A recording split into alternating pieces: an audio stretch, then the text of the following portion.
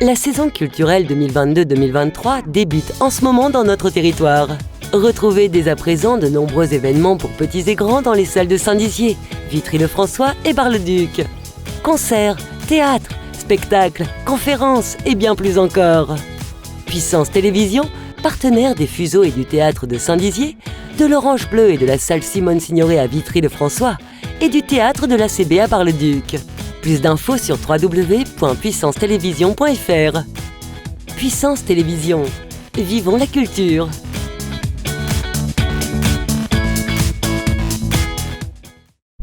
P comme publicité, comme projet, comme performance, comme partenaire. P-Com, votre agence de communication.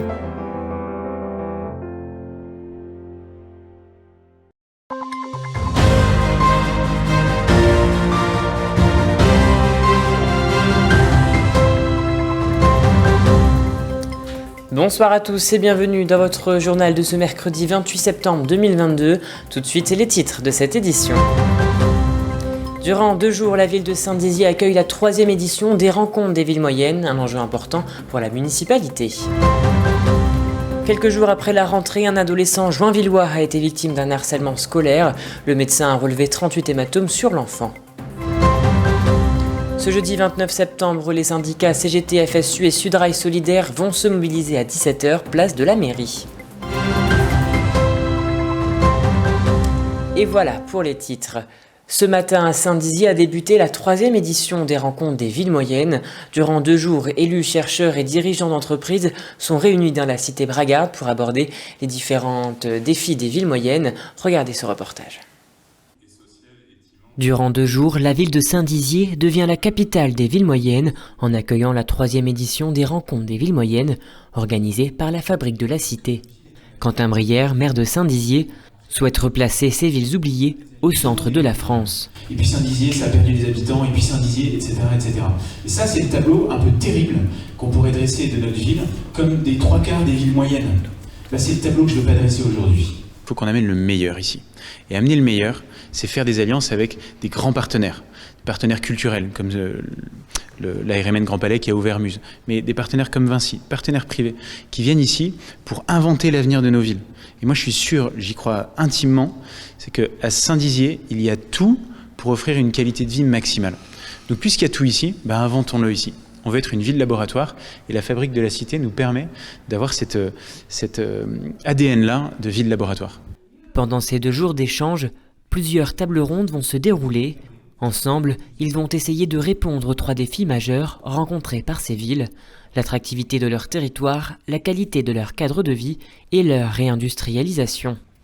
Alors l'ambition, c'est de travailler et de réunir l'ensemble des acteurs des villes moyennes pour évoquer les problématiques auxquelles elles sont confrontées, les problématiques de développement et les logiques de partenariat dans lesquelles elles s'inscrivent. Ce vendredi, le programme s'annonce dense avec une visite de la BA 113, une présentation du lac du Der et de l'entreprise Mico. La conclusion de ces rencontres sera donnée par la ministre des Sports avec l'inauguration de la première phase d'implantation de parcours de design actif à Saint-Dizier dans le cadre des Jeux Olympiques 2024. Et c'est une terrible affaire qui a fait couler de l'encre même à l'échelle nationale. Un collégien joinvillois a été victime de 38 hématomes causés par un camarade de chambre de l'internat. L'enfant a eu ses faits d'harcèlement durant plusieurs jours. Un reportage d'Alison Godefroy, Antoine Regnault et Nicolas Fontaine. 38, c'est le nombre d'hématomes qu'a sur les 2 jambes et sur les bras un élève de 13 ans scolarisé dans le collège Joseph Cressot à Joinville. Les faits remontent au 9 septembre. Un élève de 3e a été victime d'harcèlement scolaire par un autre camarade de 4e. La plainte a été déposée, le parquet et le procureur de la République se sont saisis de l'affaire. L'enquête est en cours, il appartiendra à la justice de déterminer les faits qui se sont effectivement produits. En tout cas, l'élève n'a pas été tabassé dans la cour. Aucun adulte n'a été témoin de ces événements. Aucun adulte du collège n'a été rendu confident de ce qui s'était passé. Donc voilà, on traite dès qu'on a l'information et je tiens à dire que l'établissement, la direction, mais aussi l'ensemble des personnels, la CPE, l'infirmière, ont réagi de la manière la plus efficace possible. Les coups ont été dévoilés à l'établissement le lundi 12 septembre. La gendarmerie a enregistré la plainte et 3 jours d'interruption totale de travail ont été établis pour l'enfant victime. Nous avons contacté la famille de la victime qui ne souhaite plus s'exprimer sur l'affaire. J'ai quand même un enfant qui est très réservé, qui n'expose pas énormément ses sentiments. Il a gardé tout ça pour lui durant 5 jours, il n'en a pas parlé à un adulte référent, il a demandé au garçon qui le tapait pourquoi il faisait ça, il a dit que c'était comme ça, il n'a pas donné de raison valable, il n'y en a jamais d'ailleurs. Pour ces faits, l'élève agresseur a été exclu de l'établissement pendant 1 semaine. Sachez que la victime, évidemment, est accompagnée. Elle est revenue lundi matin au collège, elle est restée au collège. Elle continue à vivre dans le cadre de l'internat. Une mesure éducative va être prise et je crois qu'il faut aussi penser à l'élève agresseur. Alors évidemment, ce n'est pas la même problématique que l'élève agressé, mais on a 2 jeunes et il ne faut pas qu'on perde de l'esprit que ce sont des enfants qui s'inscrivent tous les 2 dans un parcours éducatif et qu'il va falloir accompagner dans les jours qui viennent, dans les semaines qui viennent, dans les années à venir forcément. Pour l'heure, l'enquête suit son cours et les interrogatoires également. Aujourd'hui, les 2 adolescents sont au sein du collège et de l'internat, à quelques kilomètres du collège. Et passons à présent à l'image du jour. 70 associations et partenaires institutionnels ou économiques ont proposé leur service au centre socioculturel à l'occasion du Forum Jeune aujourd'hui. Une belle participation a d'ailleurs été constatée par les organisateurs. Et eux aussi, ils espèrent une forte mobilisation. Ce jeudi, les syndicats CGT, FSU et Sudrail Solidaire vont se mobiliser à 17h, place de la mairie à Saint-Dizier, pour faire part de leur mécontentement concernant les différentes augmentations du coût de la vie, sauf le salaire, déplorent-ils. Ils constatent que depuis le Covid, tout s'aggrave, la qualité des services publics n'est plus à la hauteur de leurs attentes, les retraites ou encore les salaires. De nombreuses revendications sont la cause de leur mobilisation, mais surtout un manque d'écoute. Regardez.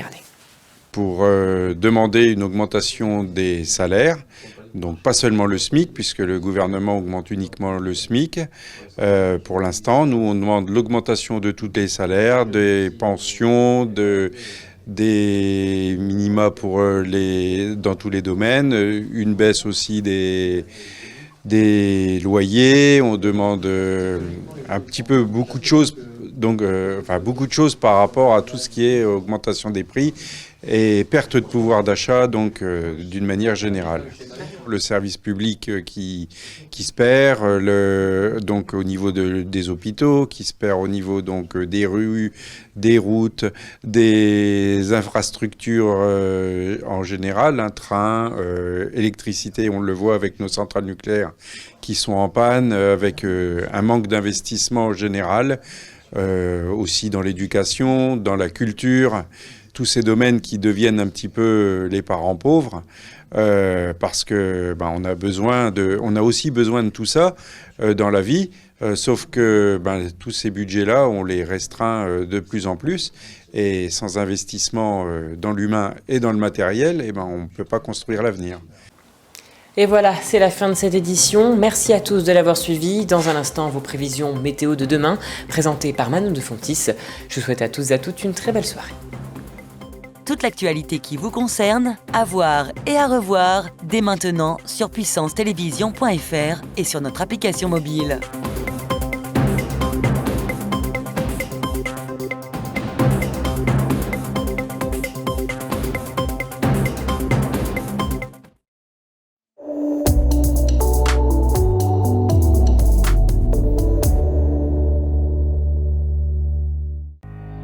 Bonsoir à toutes et à tous. Demain, le temps sera encore nuageux sur une bonne partie du pays. Des averses seront même attendues sur les côtes bretonnes, le sud-ouest et au centre de l'Hexagone. Partout ailleurs, le soleil pointera timidement le bout de son nez au cours de la journée. Côté température, comptez demain matin 6 degrés de minimal à Metz et Lille et 17 degrés de maximal à Bastia. L'après-midi, on prévoit 14 degrés à Lyon, 16 degrés à Paris ou encore 24 degrés à Nice. Côté ciel de nos départements, les nuages seront aussi au rendez-vous. De la pluie sera même attendue au sud de la Haute-Marne. Demain matin, les températures seront comprises entre 5 et 8 degrés. L'après-midi, le mercure affichera 14 degrés à Saint-Dizier et Bar-le-Duc et 15 degrés à Vitry-le-François. Demain, jeudi 29 septembre, nous fêterons les Gabriels. Je vous souhaite une excellente soirée sur Puissance Télévision.